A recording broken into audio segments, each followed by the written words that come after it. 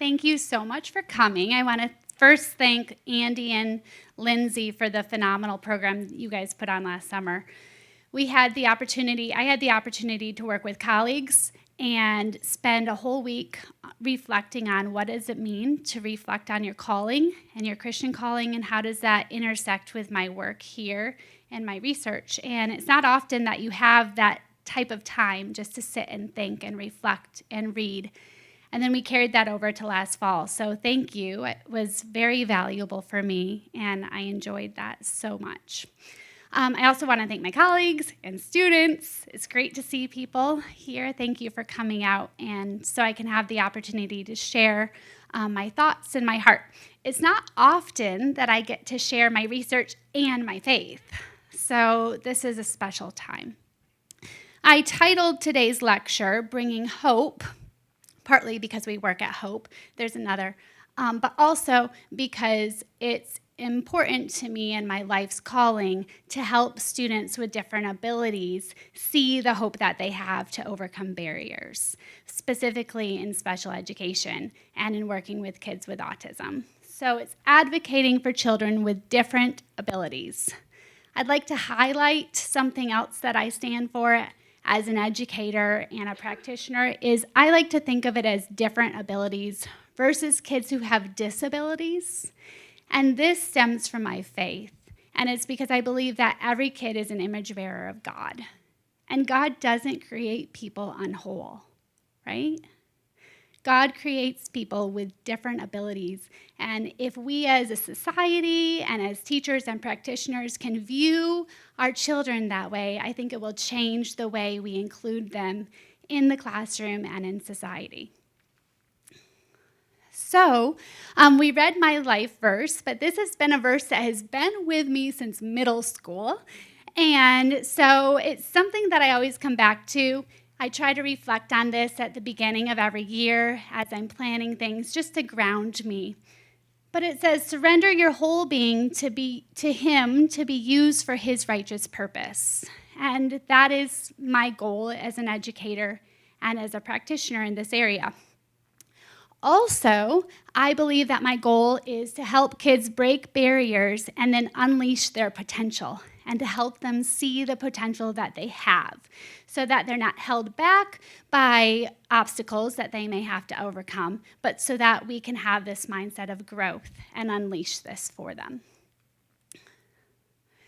The three objectives I have for this talk are I'm going to talk with you about what I view the problem is and the size of the problem, specifically the achievement gap in education. I also want to talk to you about my research and practice and how I'm using that to hopefully address some of the issues related to the problem. And then I want to talk with you about the impact my faith has upon my work as an educator and scholar. So, I want to start by thinking about what success is and what determines success. In our society, a lot of times we think of success as monetary success, right? Do you have a job? Do you have an income? Do you have a family? Are you a functioning adult? When we think of individuals with different abilities or individuals who may have a diagnosis with a disability or a cognitive impairment or autism, we think of success as, can they function in life? Are they fulfilled? Are they satisfied? Do they have skills to live on their own? Is independent living something they can attain? In education, mostly due to policy, we think of success as test scores, right? Are our students meeting the mark? Are our schools making annual, yearly progress? Are we making improvement? This can be something that's almost unattainable for some of our students to think of if they have different obstacles in place because of their different disabilities or different abilities, right? So I teach a lot of students, and I taught a lot of students with learning disabilities. It can feel almost impossible for them to get the 92% that they need to get on the state assessment to help that school get their mark, right? But I believe that if we as educators kind of come together and help our students picture where they started and where they're growing to, and still help them make progress, we can redefine what success looks like, and we can then bring hope. So my call or my pitch is to start thinking about what does this success look like for all learners, not just for our learners who learn one way or our typically developing learners, as you'll read in research sometimes. But what does it look like for all learners? And more specifically now, I've shifted my focus towards children with autism. What does success look like for kids with a developmental disability like autism? What does that look like for them? So I want to talk with you about the problem. We know that roughly 1 in 6 children in the United States have some sort of developmental delay. This could be characterized by a speech and language delay. It could be characterized by another type of learning delay. It could be an intellectual disability. But these are statistics from the CDC. So 1 in 6 children receive services or are diagnosed with a developmental delay. That's a lot, right?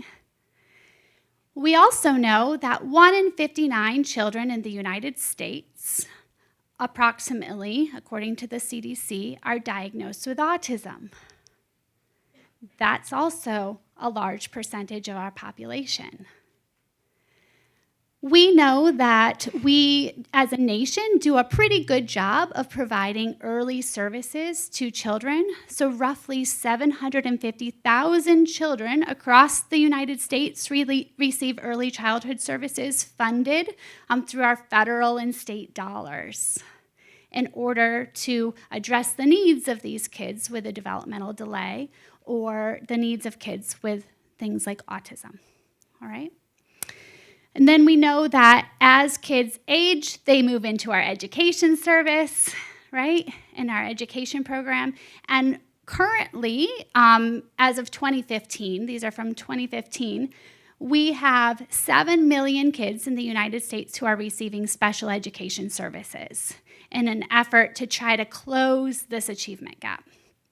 As a teacher, I was largely concerned with closing the achievement gap with reading because that's the area I was trained in, but also that area has so much social validity to it. Because if a child can read and if they can comprehend, they can be successful in life, or they have a better chance of that, right? So I want to highlight some of the reading statistics. These are statistics from 2017 now. We do a national assessment called NAEP, and we do it regularly with our 4th graders and our 8th graders, and then a little less frequently with our 12th graders. But overall, we see that the majority of our students are not scoring at the proficient level according to the NAEP reading assessment. So these are our 4th grade students, okay? You can see we have advanced. I'm sorry, I don't know. Like this. Okay, so we have advanced, kids can score in the advanced range, the proficient range, the basic range, and then the below basic range. When you're interpreting these results, we look at the basic and proficient, and we say, okay, these students are making achievement, but below basic is really where we're concerned. You can see the enormity of what we have going on here. I've also teased out our English learners and our students with disabilities. You can see that this is our mean, the blue, and then our students who are English learners and students with disabilities are disproportionately represented in the below basic range. This is a problem to me. This is where a lot of our nation's achievement gap stems from, a student's ability to read. I should, yes, I don't know. Yeah, I don't know. So then we move to 12th grade, and you can see it doesn't change much. This is an issue. Now you compound this with issues related to motivation and the frequency of failure that students experience, and we are not doing a great job of setting our students up to be successful adults, right? And to thrive as adults in our society. Here are some of the barriers. We have 52% more English learners and 39% more students with disabilities who score at the below basic level than the average mean. That's not just a little achievement gap, this is great. We have 16% or more ELs, our English learners, and 10% or more of students with disabilities scoring at the basic level. So still below proficient. And then we have 29% fewer ELs and 23% fewer students with disabilities who score at the proficient level. To me, this is a crisis. So I want to talk with you about my research, because when I hear those numbers, I feel this call to action. I feel like I'm compelled to do something about this. How can we make a difference as educators, right? How can I make a difference through my research? How can I highlight this so that more people pay attention to this? So my research agenda is three-pronged, and it's all related to disability, right? My first goal as an educator and a researcher is to get people to value inclusion. And in doing so, I want to highlight how can we provide effective inclusive practices for children with different abilities. How can we include these students in both educational classrooms, but also in other aspects of life and society? I also look at behavioral interventions. How can we prepare our young children to be successful and school ready so that they don't start out already so far behind? But how do we prepare our little kids, right, to be school ready so they can be successful? And then how can we prepare teachers to carry out effective interventions with these students? And then I look at strategy interventions. So once the kid's in school, what strategies and evidence-based practices are going to be successful in reducing this achievement gap? So we don't just keep trying things over and over, because we only have so much time with these students to repair and remediate. But how can we fight against this through the use of evidence-based strategies? So I'm going to highlight just a couple studies. This is a study that I did with a colleague, and we're doing a follow-up on this, and it's exciting. So just a little background. I didn't tell you a bunch about myself, but I started out in the K-12 background, teaching students with disabilities as a special education teacher, and then as a general education teacher, and I still worked with at-risk learners. Then I'm blessed to have a husband who shares a similar calling, and he was also a special educator, and we both felt that we were being called to work with children with autism. So my husband's also a behavior analyst, and we felt like it was placed on our heart to start a business where we work with kids, specifically younger kids, and we work with them to help them with behavioral health. So we have a private practice in the area. And in our center, we work with young children. We work with 2 to 5-year-olds. And the purpose of that is to teach them how to develop the skills that they need so that they can then go to school and be successful. Basically, we're trying to work ourselves out of a job, right? Because we want to do effective interventions. So this is a study that I did with a colleague when she was working on her dissertation, and I was very interested in it. So we collected data together, and we're sharing this at a conference soon. But we wanted to evaluate how can we train practitioners in an effective way with fewer barriers, because it's hard to train practitioners. So we're looking at telehealth models. So it's how can we use telehealth to provide effective training so then that training translates to student growth. So what you're seeing here is we're training teachers on how to provide more frequent opportunities for students to emit verbal behavior and to learn to talk. So these are little preschoolers, right? And a lot of our preschoolers with developmental disabilities have delays in speech. And so we have baseline data that shows the teachers were providing 0 opportunities. They were doing all of the talking, which a lot of times we do as teachers.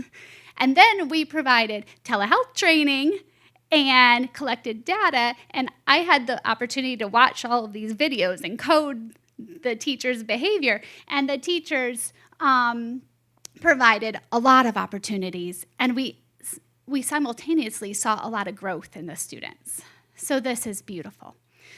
This is preparing little kids to be school ready, so hopefully to eliminate some of that achievement gap.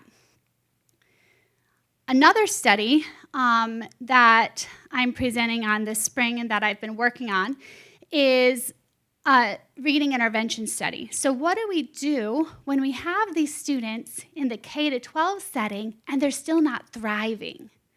One of the things we see is our students can read, but they have difficulties with comprehension, right?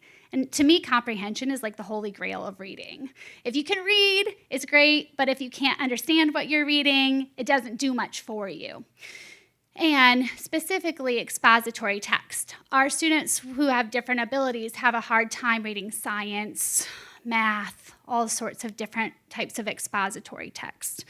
So I did a study which used kind of simple strategies before, during, and after reading strategies, and I taught it explicitly to students who were diagnosed with learning disabilities, as well as one student also had a speech and language impairment, and we tracked it, and we wanted to see, are they able to comprehend better? We measured the comprehension by looking at their summary statements. So we had students read 2 to 4 page articles that were expository passages, and then we had them write summaries of those articles, and we coded their summaries, and we measured if their summaries improved.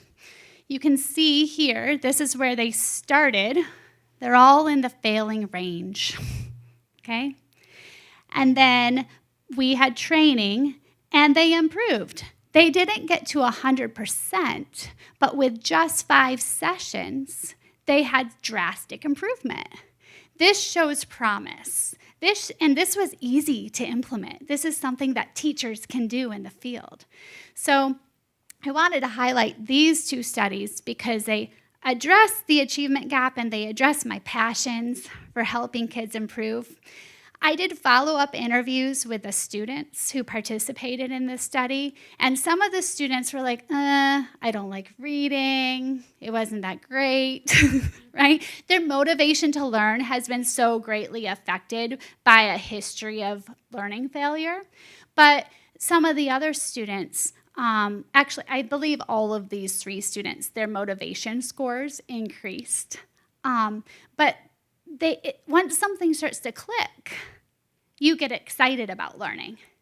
And part of it is that we have to excite our students by showing them that this is attainable for them. They can have this growth. It's not that they're always going to fail English, right? Or reading. They can attain it. So I want to talk with you about my faith and how my faith relates to this. I've mentioned this a bit, but as a special educator, I have the opportunity to work with a variety of students and a variety of types of learners. And I am trained as a teacher for kids with emotional and behavior disorders. And sometimes those learners may not always be the most desirable students for other teachers to teach. You'll hear in the teachers' lounges, like teachers complaining about students, which is totally inappropriate, but they'll complain about students and some of my students who are on my caseload. I think the thing that got me hooked on teaching kids with emotional and behavior disorders, and also kids with autism, is that I find their quirks to be I find them to be memorable and engaging and somewhat hilarious. But I also know that not a lot of people feel called to work with this population of students, and they need an advocate, right?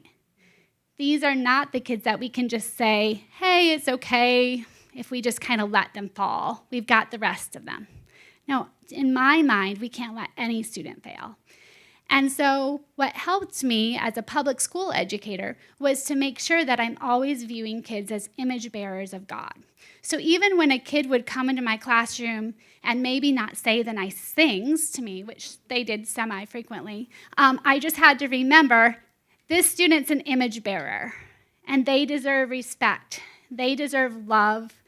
This is not defining who they are as a person. They're acting this way for a reason. I think another aspect of this is finding beauty in different abilities and understanding that God creates all people and He's made everyone and He's allowed different people to have different things, right? He's allowed some individuals to have autism. And there's nothing wrong with that. We can try to help students overcome some of the barriers that they face because of their diagnosis, but we have to value them and we have to value the uniqueness and the unique attributes that then can be included within our society, right? And to learn from individuals who have different abilities. So I think that's part of my worldview and my philosophy of education is just the value and the understanding that everyone is created by God for a purpose, for a reason, and that it's not something that we always have to fix. This goes hand in hand with the inclusion of all of God's people. So this is not related to my scholarship or my teaching, but this is related to my service. I have the opportunity of helping lead, I should say, the special education ministry at my church. And so what we've seen is that in schools, we're doing a pretty good job. In practice, we're doing a pretty good job. In society, we aren't, right? And so we have families who have children with behavioral difficulties, or I work one-on-one with a child with autism on Sundays at my church, who those families otherwise won't come to church and they won't participate in these events because they feel that there's not a space for them and they feel there's not an understanding.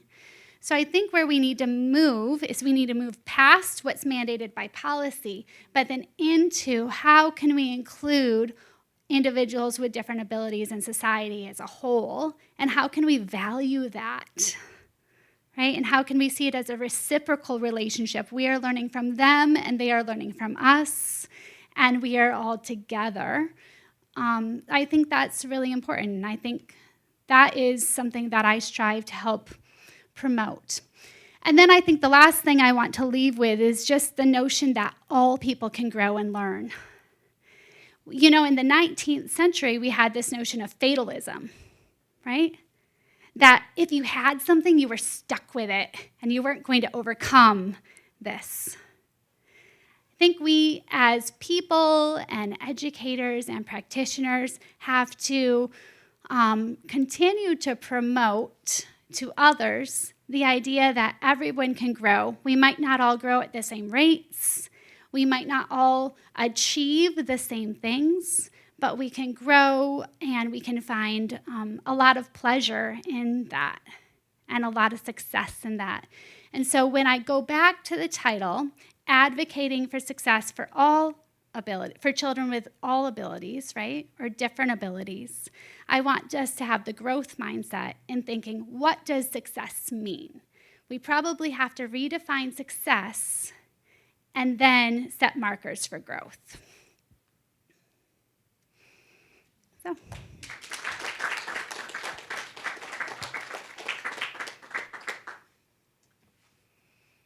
We have about 10, 15 minutes for questions before people need to run to 12 o'clock things. So we would love to hear from you. Thank you so much. Yeah.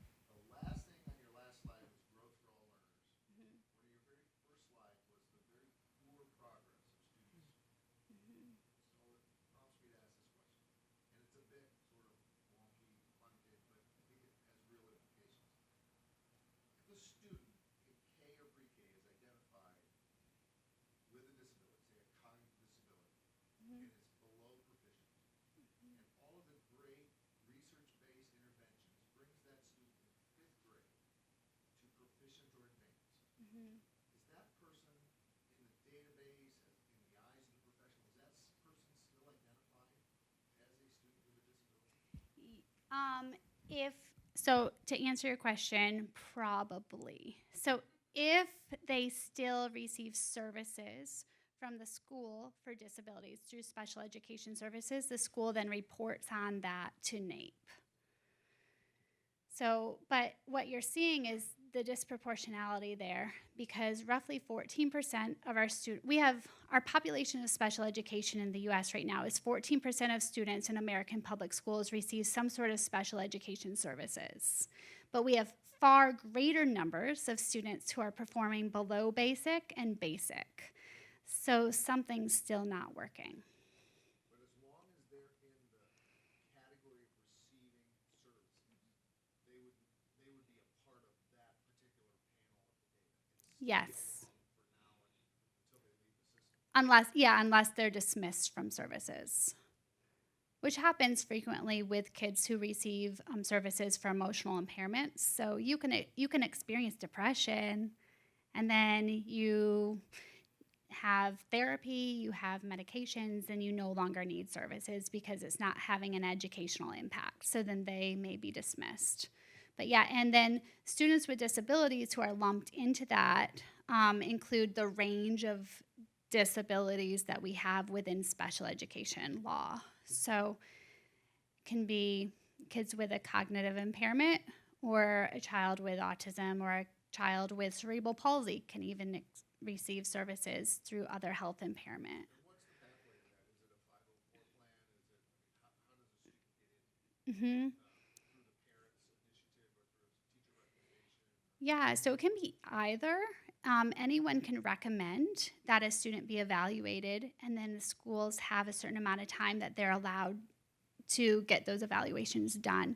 And then what they do is they convene together as a team, typically with a school psychologist, a social worker, a special education teacher, sometimes a doctor, depending on the diagnosis, or at least like a medical report will be shared, and a general education teacher, and then usually a principal or a principal designee, and then they'll make the determination if what's happening is having a significant enough impact on the child's education. So we're careful to not over-identify just to get kids extra help, because we have other supports for that. And we truly want to just identify students who require the services. Yeah.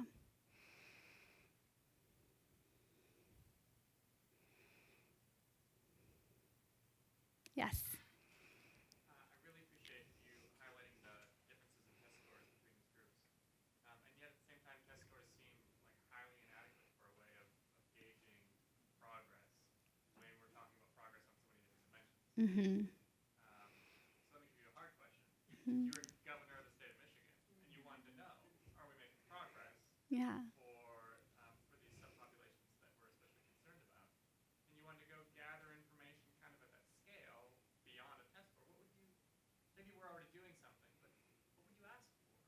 Yeah. So, well, I don't think I'd ask for the third grade reading law, but I think it has to be a combination between formative assessments and summative assessments, and we have to be tracking students' learning often and regularly, and some of this you can't see on a NAEP assessment, right? And there's a lot of debate over NAEP assessments as well. It's what we use quite often in the field because it goes across all states and it's a random sample, so it's a good data set, but there are questions with the reliability of it.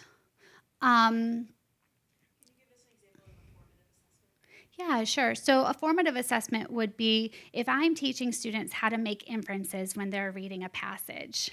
I'm going to just test them, and I may have them talk with me about it. I may have them write a summary about this. It may not look like a multiple choice test. And I'm going to assess their ability to make inferences. But it's not going to be an assessment where I assess all of their reading skills together. And then what's going to happen is if I'm able to pinpoint some areas where students have deficits, I can then fill in those gaps a lot better. So So some students, maybe they don't know how to read a paragraph and pick out what's most important. And if I can remediate that and say, hey, here's how you figure out what the main idea of a paragraph is, that may generalize and improve their reading ability across many other areas versus just that one assessment. So I worked as a literacy coach for a high school, and when we did that, we would do lots of different types of assessments and then look at the big picture in order to determine how do we best meet the needs of students. The problem is we don't have enough qualified professionals, and in many cases, our qualified professionals are not in our at-risk schools where a lot of our struggling learners are. And there's quite a high rate of burnout with teachers who teach special education and students with English language needs, and it's particularly in at-risk schools. So if I were the governor, I would probably try to focus first on teacher retention and provide space for teachers to have time to think and reflect on their students' scores.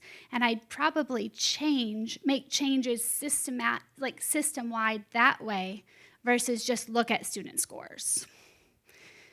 Because there's a reason why we have a huge force of teachers and we still have this achievement gap.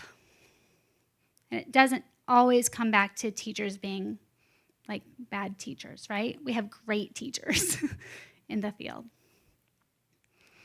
Can you talk more about that third grade reading law and how does it apply anything different, like to kids who are in special ed? Yeah, it does. So thankfully. So students who are identified as receiving a disability, they can write, from what I understand, it's the first year that is in effect, but we can write for waivers for those students. So they will not be retained or held back in third grade if they don't meet the proficient level of reading. Can you give the overview of the third grade reading law for those that don't have kids in that age range? Yeah, so Michigan passed a law, and my educator friends can chime in, but we passed some legislature because we're motivated to improve our services, and it comes from a good place, right? We want to improve our reading instruction. We want to improve our education. We've looked at the data, and we see that we don't rank the best in the nation, so we want to improve this. We're looking at third grade reading scores because we've historically used third grade reading scores to predict a variety of things, but third grade reading scores, and we're hoping that students will be able to meet the proficient level of reading. As I understand it, students who do not meet the benchmark at third grade can then be retained in third grade. As a parent, this is very concerning to me because I have younger children than that. I have a preschooler and a first grader, and I can't imagine the detrimental effects that it would have on my daughter if she were held back in third grade for reading issues. I also understand the flip of it is we need to do something. It's not okay that we have this many students reading below grade level.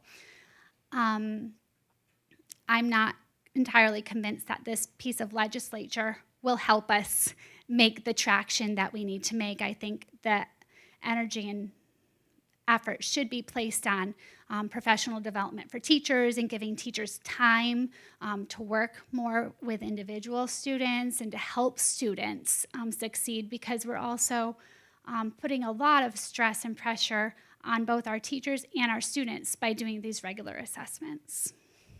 Yes? Is there any sense in the literature that legislation of this sort puts the right sort of fire under the behinds of the administration for individual school districts so that they focus their attention on giving teachers the resources that they need, or giving, I'm trying to find like maybe Yeah. work by accident, or does it not? Well, we tried that with No Child Left Behind, and then we changed that. This law, when it was passed in Florida, saw a huge retention in third grade. They had to open new schools for all of third graders, and it made absolutely no difference. So it wasn't a fire.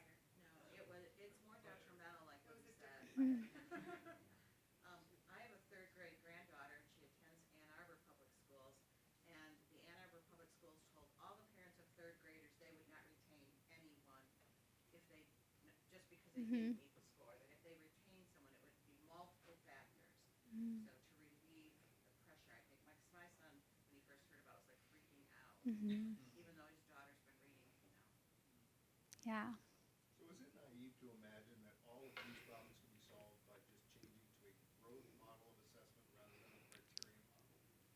Yeah, I don't think that'll solve all of the problems. But I do think if we free ourselves up to look at growth versus looking at criterion, we will allow ourselves to see other variables and other ways of reaching kids. And I think that all too often we try to fix like the big problem versus the little underlying problems.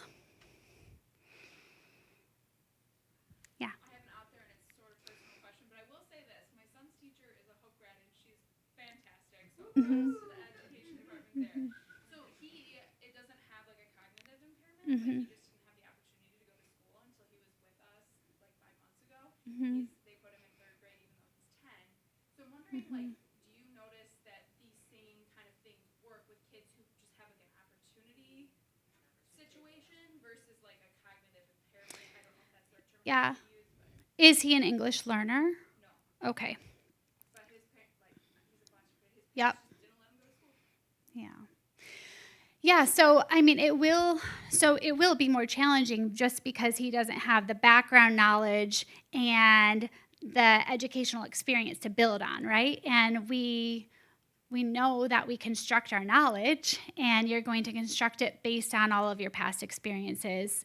And so it'll take some time likely to catch up, but if he does not have a learning disability or a cognitive impairment, you should be able to see rapid growth. And is provided we use evidence-based practices with fidelity. So here's a really cool story. I taught a student, so I taught right outside Washington, D.C., and it was in urban, at-risk schools.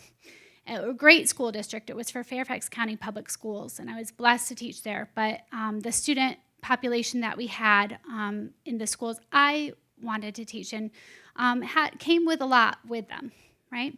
And one of my students was affected by Hurricane Katrina. And so his family was displaced from Hurricane Katrina, and then they moved up to the DC area because they knew people there, and they were able to live with, I think they were like friends of the family there. And part of the moving caused the student to go to a variety of schools, and this transiency caused him to have a lot of learning gaps. He also had a pretty significant learning disability, and his reading was affected. When I got him in 7th grade, he was reading at the pre-primer level, which is below kindergarten. We used, I was a special education reading teacher, and I worked hand in hand, like alongside our reading specialist, and we taught like a hybrid English and reading class. And this student came to me every day. I had him for 1st and 2nd period every day. Lucky him. So we scoured the literature, and we thought, okay, the programs that we have in our middle school don't meet the needs of this student. We have programs for students who are reading at like the 3rd grade level. We don't have programs for students reading at this level. So we looked at the literature, we looked at different programs, and we created a specialized system for him. And we had one other student who is an English learner who was at that same level to work on reading decoding, reading comprehension, and reading fluency. He went up 3.5 grade levels in 7th grade. So it can be done, right? And he had learning barriers. He still wasn't at the 7th grade level, but we continued to work with him, and he was able to make traction. It comes back to, though, to the student's motivation to learn and how their experiences then impact their desire to work hard and learn, because a lot of times these are aversive tasks for our students. But you can make it fun. Like on a personal note, I have a 1st grader who struggled with reading this year. She's in Spanish immersion, which we're still not sure if we made the right choice. But she struggled with reading. But I was like, oh man, how can I help her learn to read and have this be enjoyable?